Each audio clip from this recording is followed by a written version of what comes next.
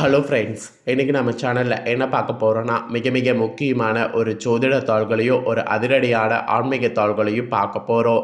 So பார்க்குறதுக்கு முன்னாடி எதை பற்றி இதை பார்க்க போகிறோம் அப்படிங்கிறத இன்ட்ரோவில் ஷேர் பண்ணுறேன், வாங்க பார்ப்பீங்க. தற்போது 2025 ஆண்டில் ஆங்கில மாதத்தில் கடைசி மாதமான 12வது மாதம் டிசம்பர் மாதமானது நடந்துகிட்ருக்கு. அதே போல் தமிழ் மாதத்தில் மார்கழி மாதமானது நடந்துகிட்ருக்கு. ஸோ இந்த மாதத்தில் ஒன் ஆஃப் த ஒரு எச்சரிக்கையான நாள் தற்போது வருது. அதுதான் டிசம்பர் 19ஆம் தேதி. அன்னைக்கு மார்கழியுடைய 4ஆம் நாள், கிழமை வெள்ளிக்கிழமை. இந்த நாள் அப்படி என்ன முக்கியமான எச்சரிக்கையான நாள் அப்படின்னு பார்த்திங்கன்னா, இந்த நாளில் அமாவாசையானது வருது. வரக்கூடிய அமாவாசை மார்கழி மாதத்தில் வரக்கூடிய அமாவாசை. இந்த அமாவாசை சாதாரண அமாவாசை கிடையாது, மிகவும் சக்தி வாய்ந்த ஒரு அமாவாசை. இந்த அமாவாசையில் பெரிய கிரக மாற்றங்கள் ஏற்பட இருக்குது. அதனால் ஒவ்வொரு ராசிக்காரங்களுக்கும் தலையெழுத்து மாறும்.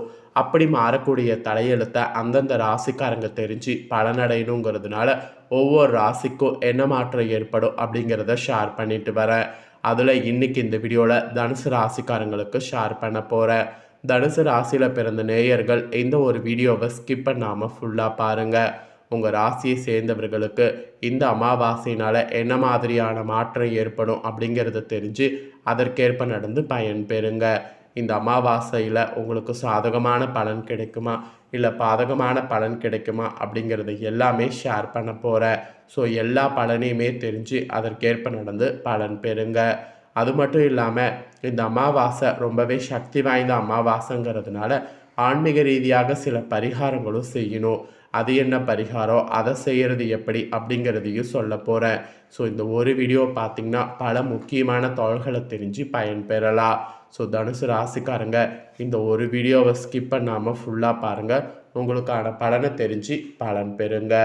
ஸோ தனுசு ராசி நேயர்கள் அத்தனை பேருக்குமே மார்கழி மாத அமாவாசையில் கிரகநிலைகளை ஆராய்ந்து பார்க்கும் பொழுது தொடக்கத்தில் உங்கள் ராசிநாதன் குரு அஷ்டமத்தில் உச்சம் பெற்று சஞ்சரித்திருந்திருக்கிறார். எனவே இந்த அமாவாசை தொடக்கத்தில் மனக்குழப்பங்கள் கொஞ்சம் அதிகரிக்கலாம். ஸோ எதையுமே திட்டமிட்டு செய்ய இயலாது. மெயினாக விரயங்கள் கொஞ்சம் கூடுதலாகவே இருக்கும். அதுவும் மார்கழியுடைய அமாவாசைக்கு பிறகு குரு மிதுன ராசிக்கு வரும்பொழுது அப்பொழுது அவர் உங்கள் ராசியை சப்தம பார்வையாக பார்ப்பார். எனவே அதன் பிறகு இடர்பாடுகள் ஆகலோ, இனிய பலன்கள் கிடைக்கோ, தொழில் ரீதியாக எடுக்கக்கூடிய புது முயற்சிகள் வெற்றி உண்டாகும். இந்த மாதிரி பல மாற்றங்கள் உங்களுக்கு ஏற்பட போகுது. அதெல்லாம் என்னென்ன மாற்றங்கள், அதை எப்படி சமாளிக்கணும் அப்படிங்கிறத எல்லாமே வாங்க பார்க்கலாம். ஃபஸ்ட்டு மிதுனத்தில் குரு வரும்போது என்ன மாற்றம் ஏற்படுங்கிறத பார்க்கலாம். மார்கழியுடைய 6ஆம் தேதி மிதுன ராசிக்கு குரு வராரு. அவருடைய பார்வை உங்கள் ராசியில் வலுவாக பதிகிறது. பொதுவாக குரு இருக்கக்கூடிய இடத்தை விட பார்க்கக்கூடிய இடத்திற்கு பலன் அதிகம் உண்டு. அந்த அடிப்படையில் குருவின் பார்வையால் குழப்பங்கள் எல்லாமே அகலும், குதூகலமானது கூடும். இழப்புகளை ஈடு செய்ய எடுக்கக்கூடிய முயற்சி அத்தனையுமே வெற்றி கிடைக்கும். உழைப்புக்கேற்ற பலன் கிடைப்பதோடு மட்டும் இல்லாமல் உதிரி வருமானமும் உண்டாகும். கல்யாண முயற்சிகள் உங்களுக்கு கைகூடும். கடமையை செவ்வென செய்து முடித்து பாராட்டுக்களை பெறவும் வாய்ப்பு கிடைக்கும். குருவின் பார்வை சகோதர ஸ்தானத்திலும் லாபஸ்தானத்திலும் பதிகிறதுனால உடன்பிறப்புகளுடைய திருமண வாய்ப்பு கைகூடும். ஸோ இந்த மாதிரி நிறைய மாற்றங்கள் உங்களோட ராசிக்கு இந்த கிரகத்தினாலேயே உருவாக போகுது. அது மட்டும் இல்லாமல் உடன் பிறந்தவர்கள் வகையில் பகைகள்லாம் மாறி பாசமானது காட்டுவீங்க. பூர்வீக சொத்துக்களை தக்க விதத்தில் பாகம் செய்து கொள்ளவும் வாய்ப்பு இருக்குது. தொழில் வளர்ச்சியெல்லாம் திருப்தி தரும். மெயினாக பெற்றோர்களுடைய மணி விழாக்கள், முத்து விழாக்கள் போன்ற விழாக்களை நடத்தக்கூடிய யோகமும் உங்களில் சிலருக்கு வாய்க்கும். இதுவரை விலகி கொள்வதாக சொல்லி அச்சுறுத்திய பங்குதாரர்கள் இப்பொழுது தொழிலில் நீடிப்பதாக சொல்வாங்க. புகழ்பெற்ற புராதன கோவில்களுக்கு சென்று வழிபட்டு வரக்கூடிய எண்ணம் நிறைவேறும். இந்த மாதிரி உங்கள் எண்ணங்கள்லாம் நிறைவேறக்கூடிய அற்புதமான ஒரு அமாவாசையாக இந்த கிரகம் உங்களுக்கு பயணிக்க போகுது. இதை தொடர்ந்து மார்கழி 7ஆம் தேதி தனுசு ராசிக்கு சுக்கிரன் செல்றாரு. உங்கள் ராசிக்கு 6, 11 ஆகிய இடங்களுக்கு அதிபதியானவர் சுக்கிரன். அவர் உங்கள் ராசிக்கே வரக்கூடிய இந்த நேரம் உத்தியோகத்தில் நல்ல வகையில் முன்னேற்றங்கள் ஏற்படும். கொடுக்கல் வாங்கல்கள் சீராகவும் சிறப்பாகவும் அமையும். அது மட்டும் இல்லாமல் உத்தியோகத்தில் பதவி உயர்வு வருவதற்கு சூழ்நிலை ஏற்படும். பயணங்கள் பலன் தருவதாக அமையும். பணிபுரியக்கூடிய இடத்துல இருந்து விலகி கொண்டு புதிய இடத்திற்கு செல்லலாமா என்று சிந்தித்த உங்களுக்கு இப்பொழுது நல்ல தகவல்கள் கிடைக்கும். இந்த டைம் எதிர்பாராத சில நல்ல நன்மைகளும் சேரும். ஸோ தனுசுக்கு சுக்கிரன் வர்றதுனால இந்த மாதிரியான அதிர்ஷ்ட பலன் உங்களுக்கு கிடைத்தே தீரும் என்பது குறிப்பிடப்படுது. அதுக்கப்புறம் ஃபைனலாக அமாவாசைக்கு பிறகு மகர ராசிக்கு செவ்வாய் அங்கு உச்சமும் பெறாரு. உங்கள் ராசிக்கு 5, 12 ஆகிய இடங்களுக்கு அதிபதியானவர் செவ்வாய். விரையதிபதி உச்சம் பெறக்கூடிய இந்த நேரத்தில் விரயங்கள் கொஞ்சம் அதிகரிக்கும். வீடு மாற்றம் இடமாற்றம் வரலாம். புதிய சொத்துக்கள் வாங்க நினைக்கக்கூடிய உங்களுக்கு வில்லங்கம் பார்த்து வாங்குவது நல்லது. சகோதர அனுசரிப்பு சற்று குறையும். உடன்பிறப்புகள் ஒத்துழைப்பு திருப்தி தராது. சேமிப்பு கரையும். ஸோ அதுக்கான நேரம் என்பது இந்த நேரம். ஸோ அதனால் இந்த கிரகத்தினால கொஞ்சம் கவனமாக இருக்க வேண்டியது அவசியம்.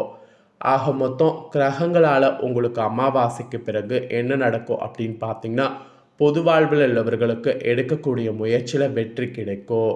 வியாபாரம் மற்றும் தொழில் செய்பவர்களுக்கு வேண்டிய உதவிகள் கிடைக்கும். உத்தியோகத்தில் இருக்கிறவங்களுக்கு உயர் பதவிகள் கிடைக்கும். கலைஞர்களுக்கு கௌரவம் அந்தஸ்து உயரும். மாணவ மாணவிகளுக்கு கல்வியானது மேன்மை உண்டாக்கும். பெண்களுக்கு வரவை காட்டிலும் செலவு கூடும். வரன்கள்லாம் வாசல் தேடி வரும். அந்த மாதிரி பல அதிசயங்கள் உங்கள் லைஃப்பில் நடக்க போகுது. ஸோ இந்த அதிசயங்களுக்கேற்ப மாற்றங்களுக்கேற்ப இனி வரக்கூடிய நாட்கள் நீங்கள் நடந்து பயன்பெறணும். இதுதான் உங்கள் ராசிக்கான அமாவாசை பலன். ஸோ இப்போ அமாவாசை பலனை தெரிஞ்சுக்கிட்டீங்க. நெக்ஸ்ட்டு இந்த மார்கழி அமாவாசையுடைய சிறப்பையும் இந்த அமாவாசையில் எவற்றை செய்தால் நன்மைகள் பெற முடியும் அப்படிங்கிற ஆன்மீக ரீதியான விஷயங்களையும் தெரிஞ்சுக்குங்க. இந்த அமாவாசை சாதாரண அமாவாசை கிடையாது. இந்த அமாவாசையில் இவற்றையெல்லாம் செய்திங்கன்னா நன்மைகள் அதிகம் பெறலாம். ஸோ எவற்றையெல்லாம் செய்தால் நன்மைகள் பெறலாம் அப்படிங்கிறத வாங்க அதிரடியாக இந்த வீடியோவில் பார்க்கலாம். 12 மாதங்கள் கொண்ட தமிழ் வருடத்தில் சூரியன் தாட்சாயணியன் எனப்படக்கூடிய தென் திசையில் சஞ்சரிக்கக்கூடிய இறுதியான மாதம் மார்கழி மாதமாகும். மார்கழி மாதம் என்பது சிவ மற்றும் விஷ்ணு வழிபாட்டிற்கு பேர் போட மாதமாகும். இந்த மாதத்தில் வரக்கூடிய அனைத்து தினங்கள் திதிகள் ஆன்மீக முக்கியத்துவம் கொண்டவையாகும். இந்த மாதத்தில் வரக்கூடிய பௌர்ணமி மற்றும் அமாவாசை தினங்களும் முக்கியத்துவம் வாய்ந்ததாகும். அந்த வகையில் மார்கழி மாத அமாவாசை தினத்தின் சிறப்புகளை பற்றி இந்த வீடியோவில் சொல்ல போகிறேன். அதை இந்த வீடியோவில் தெரிந்து கொண்டு பயன்பெறுங்க. மார்கழி மாதத்தில் வரக்கூடிய அமாவாசை தினம் மற்ற மாதங்களில் வரக்கூடிய அமாவாசை தினங்கள் போன்றே முக்கியமான திதி தினமாகும். இம்மாதத்தில் வரக்கூடிய அமாவாசை தினத்தில் முன்னோர்கள் வழிபாட்டை மேற்கொள்வது மிகவும் நன்மையானது. மார்கழி மாதத்தில் வரக்கூடிய அமாவாசை தினத்தில் முன்னோர்களுக்கு குறிப்பாக எதிர்பாராத விதத்தில் மரணித்த முன்னோர்கள் அல்லது உறவினர்களுக்கு திதி தர்ப்பணம் போன்றவற்றை தருவதால் அல்லது அவர்களை வழிபாடு செய்வதால் அவர்களுக்கு பெருமாளுடைய வைகுண்ட வாச பாக்கியம் கிடைக்கும் என்பது ஐதீகம். ஸோ மார்கழி அமாவாசை தினத்தில் காலையில் குளித்து முடித்துட்டு ஆற்றங்கரை அல்லது குளக்கரையில் மறைந்த உங்கள் முன்னோர்கள் உறவினர்களுக்கு திதி தர்ப்பணம் தாருங்க. இப்படி தர்ப்பணம் தர முடியாதவங்க இந்த தினம் உங்கள் வீட்டிலே முன்னோர்களை வழிபட்டு கலந்த சாதத்தை காகங்களுக்கு தாங்க. அதை கொடுத்தீங்கன்னாவே தர்ப்பணம் கொடுத்த புண்ணியம் கிடைக்கும். யாசகர்களுக்கு அன்னதானம் செய்யுங்க. இத்தினம் ராமேஸ்வரம், காவேரி, கங்கை போன்ற புனித கடல் ஆறுகளில் தலைமுழுகி முன்னோர்களை வழிபட்டிங்கன்னா ரொம்ப ரொம்ப சிறப்பு. ஸோ மார்கழி அமாவாசை தினத்தில் மேற்கொண்டவற்றை நான் சொன்னதை செய்வதால் முன்னோர்களுக்கு சரியான காலத்தில் பித்ரு சர்த்த சடங்குகள் செய்ய முடியாததால் ஏற்பட்ட தோஷங்கள் நீங்கும். உங்கள் பரம்பரையில் இயற்கைக்கு மாறான முறையில் மறைந்த முன்னோர்கள் அல்லது உங்களுடைய உறவினர்களுடைய ஆன்மா சாந்தி அடைந்து நற்கதி அடையும். ஸோ அந்த ஒரு இதுக்காக இந்த பரிகாரத்தை மறக்காமல் செய்திடுங்க. ஸோ இந்த வீடியோவை ஸ்கிப் பண்ணாமல் பார்த்தீங்கன்னா கண்டிப்பாக உங்களோட ராசிக்கு என்ன மாதிரியான பலன் கிடைக்கும், என்ன பரிகாரம் செய்யணும் அப்படிங்கிறது எல்லாமே தெரிஞ்சு பயன்பெறுவதற்கு ஈஸியாக இருந்திருக்குன்னு சொல்லி நான் நம்புகிறேன். இந்த வீடியோ நீங்கள் பார்த்தது போல் உங்கள் ஃப்ரெண்ட்ஸ் ஃபேமிலியில் இருக்கவங்க பார்த்து அவங்களும் பயன்பெறணும் அப்படின்னு நினச்சிங்கன்னா வீடியோ லைக் பண்ணி உங்கள் ஃப்ரெண்ட்ஸ் ஃபேமிலிக்கு ஷேர் பண்ணுங்கள். உங்கள் ஃப்ரெண்ட்ஸ் ஃபேமிலியில் இருக்கிறவங்களும் வீடியோ பார்க்கட்டும். அவங்களும் தனுசு ராசிக்காரங்களாக இருந்தாங்கன்னா இந்த தொழில்களை தெரிஞ்சு இதற்கேற்ப நடந்து பலன் பெறட்டும். இதே போல் புதிய அப்டேட்டான நிறைய வீடியோ நம்ம சேனலில் போடப்படும்.